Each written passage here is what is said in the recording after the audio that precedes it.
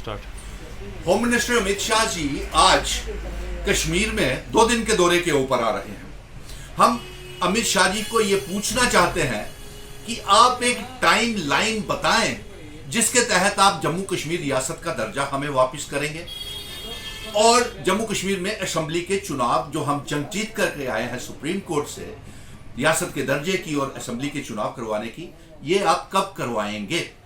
और इसके साथ साथ हम ये भी आपसे जानना चाहते हैं कि आपकी आने की वजूहात तो हमें मालूम है कि आप आए हैं, अल्ताफ बुखारी, गुलाम नबी आजाद और सज्जाद लोन बेचैन बैठे हुए हैं कि वो भारतीय जनता पार्टी के साथ हाथ मिलाना चाहते हैं, एनडीए का हिस्सा बनना चाहते हैं।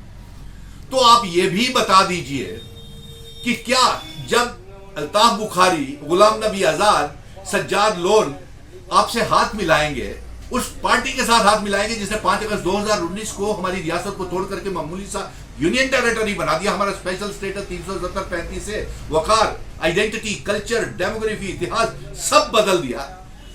तो आप बताएं हमें कि क्या जब ये लोग आपसे हाथ मिलाएंगे, या अल्ताफ बुखारी और आजाद से भी कश्मीर के लोग ये जानना चाहते हैं, सज्जाद लोन से भी, कि क्या जब ये आपसे हाथ मिलाएंगे तो क्या ये भारतीय जनता पार्टी आप जिस आर्टिकल 370 की पैरवी करती थी, स्पेशल स्टेटस की पैरवी करती थी, सरकार बनाने के दावे करती थी और मुख्यमंत्री बनने के ख्वाब आप लोग देख रहे थे, क्या ये आर्टिकल 370 वापस देंगे?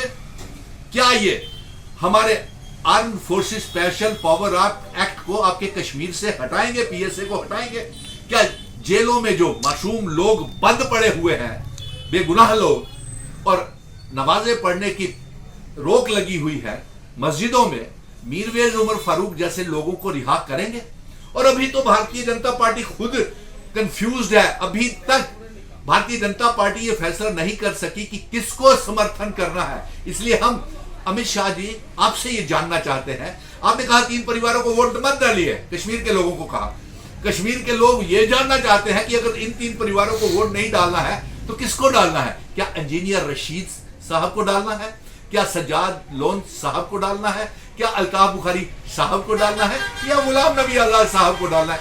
ये बताएं आप किसको वोट डालना है अगर इन 3 परिवारों को नहीं डाला। और आपको ये पता चल गया है कि श्रीनगर की वोटिंग में ये लोग बुरी तरह से, कश्मीर के लोगों ने अब अनंतनाग की सीट के ऊपर और बारामूला की सीट के ऊपर भी कश्मीर के लोग बम्पर वोटिंग करके आपके 5 अगस्त 2019 के फैसले, रियासत को तोड़ना, यूनियन टेरिटरी बनाना, स्पेशल स्टेटस को हटाना और हमारा 370 को तोड़ना, इस फैसले को कश्मीर के और जम्मू के लोग नामंजूर करते हैं। और आपकी जानकारी के लिए बता दें कि हम 5 की 5 सीटें हमारे इंडिया ब्लॉक के अलायंस पार्टनर, जिसमें Congress, national conference, PDP, Kashmir के संगठन और जम्मू के संगठन हैं, हम ये 5 की 5 सीटें जीत रहे हैं।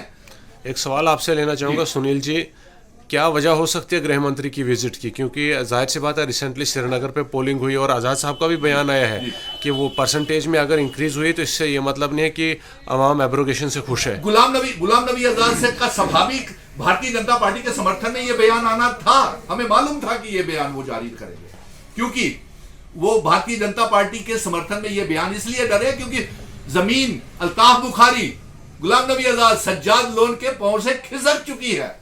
वहां से मेरे समर्थक, हमारे समर्थक, ऑडियो मैसेजेस, फोन आ रहे हैं कि हमने भारतीय जनता पार्टी को नकारने के लिए इन नेताओं के खिलाफ, इन पार्टियों के खिलाफ वोट डाला है।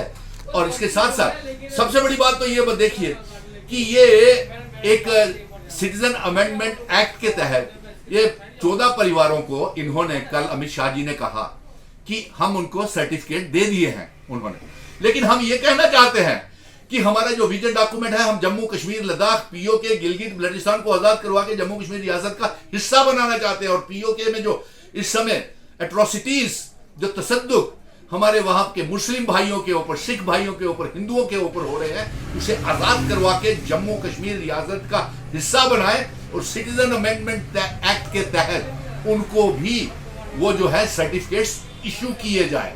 आपको नहीं लगता है कि जो कुछ आप कह रहे हैं इसके बरक्स अगर भारतीय जनता पार्टी की कारकर्दगी को देखा जाए तो वो कामयाबी की सीढ़ियां चढ़ रहे हैं, क्योंकि 14 लोगों को अगर सर्टिफिकेट दिया है पीओजेके के रिफ्यूजीज को सिटीजनशिप की, तो ये तो दर्शाता है कि भाजपा की पॉलिसीज कामयाब हो रही, क्योंकि आप तो कहते थे कहाँ रखेंगे उनको। ये देखिए दिए हैं 14 सर्टिफिकेट, हिंदू परिवारों को दिया है, मुस्लिमों को क्यों नहीं दिया?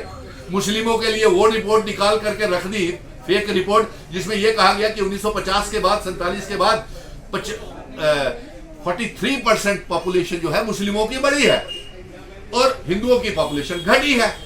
तो ये इस मौके के ऊपर, चुनावों के मौके के ऊपर ये हिंदू मुस्लिम करने की क्या वजूहत है? और फिर दूसरी तरफ से ये कहते हैं कि मुस्लिम घुसपैठिए हैं, इन्फिल्ट्रेटर्स हैं, इंट्रूडर्स हैं, आपका मंगलसूत्र छीन के ले जाएंगे, आपका ये। तुम्हें हकीकत में बता दूं कि जम्मू कश्मीर की तो सीटें ये हार रहे हैं 5 और एक लद्दाख वाली 6, लेकिन पूरे देश में भी इनका आंकड़ा जो है वो 200 से कम ही रहने वाला है सीटों में, और अगली सरकार इनकी नहीं बनेगी। लेकिन एक बात हम ये अमित शाह जी, आप इस बात का तय करके जाइएगा, बता के जाइएगा, कहीं कश्मीरी नेताओं के स्टीमर, हाउस बोट और आप कहीं शिकारे डल लेक में बुखारी का, आजाद का और लोन का डुबो ना दे।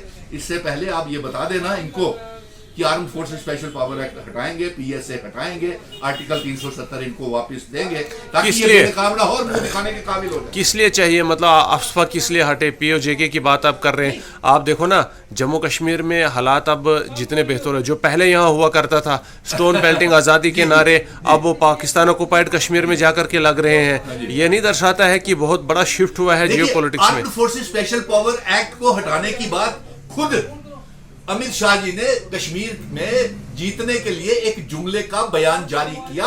हम जो अमित शाह जी